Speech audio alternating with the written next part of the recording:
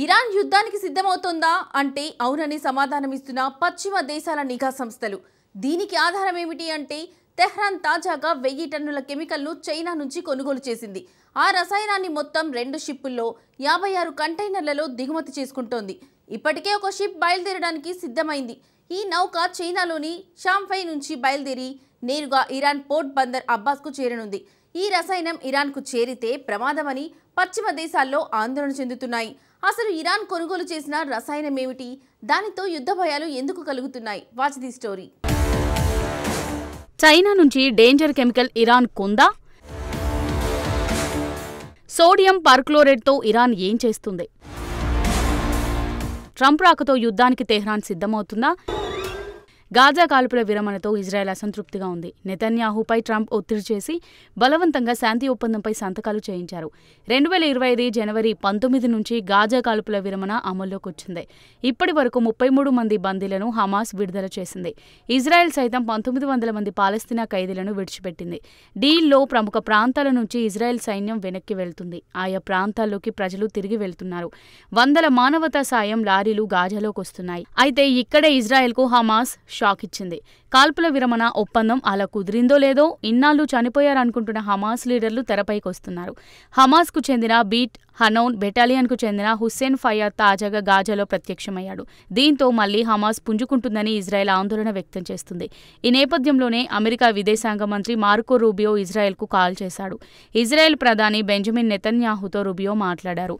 ఇజ్రాయెల్కు దృఢమైన మద్దతిస్తామని రూబియో హామీ ఇచ్చారు. ట్రంప్ ఇజ్రాయెల్కు ప్రియారిటీ ఇస్తున్నట్టు వెల్లడించారు. సింపుల్గా చెప్పాలంటే ఇజ్రాయెల్కు ట్రంప్ యంత్రాంగం భరోసాను ఇచ్చింది. ఇజ్రాయెల్ అమెరికా సంబంధాల్లో ఎటువంటి ఆటంకాలు ఉండవని రూబియో చెప్పాడు. ఇజ్రాయెల్ బద్ధశత్రువు ఇరాన్ గురించి కూడా రూబియో ప్రస్తావించారు. ఇరాన్ నుంచి ఇజ్రాయెల్కు ఎదురయ్యే ముప్పులను గుర్తిస్తున్నట్టు రూబియో స్పష్టం చేశారు. అయితే అదే సమయంలో కొత్త నివేదిక ఒకటి బయటకొచ్చింది. ఈ నివేదికలో ఇరాన్ కొత్త షాపింగ్ వివరాలు ఉన్నాయి. ఈ షాపింగ్లో రాకెట్కు వినియోగించే చమురును తెహ్రాన్ కొనుగోలు చేసింది. ఈ విషయాన్ని పశ్చిమ దేశాల నిఘా వర్గాలు వెల్లడించాయి. 1000 టన్నుల రసాయనాలను కొనుగోలు చేసినట్టు తెలిపాయి. ఈ రసాయనాన్ని సోడియం పర్క్లోరేట్ అంటారు. రాకెట్ ఘన ఇంధనం తయారీకి ఇది అత్యంత కీలకమైన రసాయనం. ఈ రసాయనాలను చైనా నుంచి ఇరాన్ కొనుగోలు చేసింది. తెహ్రాన్కు సోడియం పర్క్లోరేట్ను ఎగుమతి చేసేందుకు చైనా సిద్ధమైంది. మొత్తం 1000 టన్నుల ఈ రసాయనాన్ని సముద్ర మార్గంలో చైనా తరలించనుంది. మొత్తం 56 కంటైనర్లలో 2 నౌకల్లో ఈ మొత్తం సోడియం పర్క్లోరేట్ను తెహ్రాన్కి చైనా పంపనుంది. ఈ నౌక బయలుదేరడానికి రెడీగా ఉంది. చైనా ఆర్థిక రాజధాని షాంఘై నుంచి మలక్కా జలసంధి మీదుగా ఇరాన్లోని బందర్ అబ్బాస్ పోర్ట్కు చేరనుంది. ఇక జెరాన్ నౌక మాత్రం వచ్చే నెలలో షాంఘై నుంచి బయలుదేరనుంది. ఈ 2 షిప్లు మలక్కా మార్గంలో ఎక్కడా ఆగకుండా నేరుగా ఇరాన్కు చేరుకోనున్నాయి. అయితే ఎందుకు ఈ నౌకలు మధ్యలో ఆగడం లేదు? నౌకల్లో తరలించే సోడియం పర్క్లోరేట్ ప్రమాదకరమైనదా? ఈ కెమికల్ ఓ నిర్మాణ పదార్థం. సోడియం పర్క్లోరేట్ను సంశ్లేషణ చేసి అమోనియం పర్క్లోరేట్ను తయారు చేస్తారు. ఇది రాకెట్ ఘన ఇంధనంలో కీలకమైంది. 1000 టన్నుల సోడియం పర్క్లోరేట్ నుంచి 1300 టన్నుల రాకెట్ ఘన ఇంధనాన్ని ఉత్పత్తి చేస్తారు. ఈ మొత్తం ఇంధనం 200 మధ్య శ్రేణి రాకెట్లకు సరిపోతుంది. ఒకవేళ రాకెట్లు చిన్నవైతే 200కు మించిన ఈ ఘన ఇంధనాన్ని నింపొచ్చు. నిజానికి వందల మిస్సైళ్లతో ఇరాన్ ఏ యుద్ధంలోనూ విజయం సాధించలేదు. కానీ ఇరాన్ భారీగా ఆయుధాలను సిద్ధం చేసే అవకాశం ఉంది. లేదంటే కొన్ని టార్గెట్లను ధ్వంసం చేసేందుకు కూడా ఆస్కారం ఉంది. అయితే సోడియం పర్క్లోరేట్ విషయమై ప్రస్తావించేందుకు తెహ్రాన్ నిరాకరించింది. అయితే దీనిపై తమకు ఎలాంటి సమాచారం లేదని వాషింగ్టన్ డీసీలోని చైనా రాయబారి కార్యాలయం తెలిపింది. అయితే ఇరాన్ తన మిసైల్ స్టాక్ను పెంచుకునేందుకు ఆసక్తి చూపుతున్నట్టు తెలుస్తుంది. ఎందుకంటే గతేడాది ఇరాన్ పెద్ద ఎత్తున మిసైళ్లను వాడేసింది. 2 సార్లు నేరుగా ఇజ్రాయెల్పై దాడికి దిగింది. అందుకోసం వందల మిసైళ్లను తెహ్రాన్ వినియోగించింది.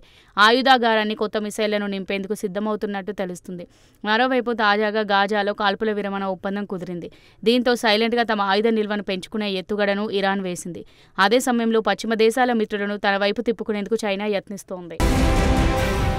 తమ శత్రువులకు మద్దతిస్తుందని డ్రాగన్ కంట్రీపై పశ్చిమ దేశాలు మండిపడుతున్నాయి. అంతేకాదు రష్యా కూడా ద్వంద్వ వినియోగ టెక్నాలజీని చైనా అందిస్తుందంటుంది. ద్వంద్వ వినియోగ టెక్నాలజీ అంటే మిలిటరీ, పౌర అవసరాల కోసం వాడే సాంకేతికత అన్నమాట.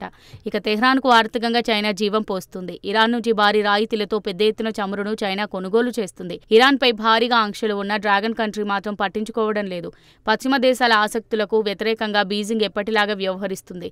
ఇందులో ఎలాంటి హడావుడి కనిపించలేదు. అయితే ఇక్కడ అసలు ప్రశ్న ఏంటంటే అంటే నెక్స్ట్ ఏం జరగబోతుంది? పశ్చిమ దేశాలు ఇప్పుడు ఏం చేయబోతున్నాయి? చైనా నుంచి వచ్చే సోడియం పర్క్లోరేట్ నౌకలను ఇజ్రాయెల్ అడ్డుకోబోతుందా? ఇజ్రాయెల్కు 2 ఇరేయిన్ నౌకల గురించి బాగా తెలుసు. ఈ 2 నౌకలు ఏం తరలిస్తున్నాయో ప్రపంచానికి అంతా తెలుసు. అయితే నెతన్యాహు మళ్లీ ఇరాన్పై దాడికి దిగుతారా? మార్కో రూబియో హామీ ఇచ్చినట్టుగానే దృఢమైన మద్దతు ఇజ్రాయెల్కు అమెరికా ఇస్తుందా? నిజానికి ఇరేనియన్ నౌకలను ఆపడం అంటే యుద్ధాన్ని కొని తెచ్చుకోవడమే. నిజానికి పశ్చిమాసియా ఇప్పుడిప్పుడే ప్రశాంతంగా మారుతుంది. ఇలాంటి సమయంలో ఇరాన్ నౌకలపై ఇజ్రాయెల్ దాడి చేస్తే కథ మళ్లీ మొదటికొస్తుంది.